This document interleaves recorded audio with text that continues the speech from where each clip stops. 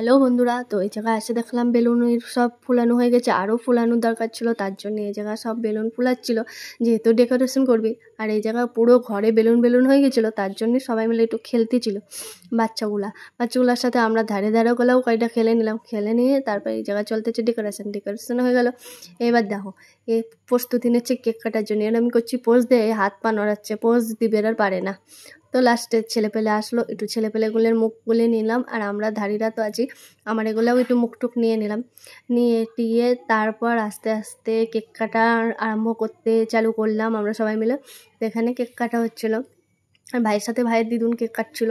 তো এখানে দেখো সবাই কি মজা নিচ্ছিল, আর ভিডিওটা একটু ঝাপসা হয়ে গেছিলো। তারপর আর আমার ভাইয়ের কাণ্ড কারখানা দেখে আমার হয়ে গেছে, মুহের মদি ভরে দিচ্ছে, বেড়ে চোখের মদি স্প্রে, পাগল মাগল সব।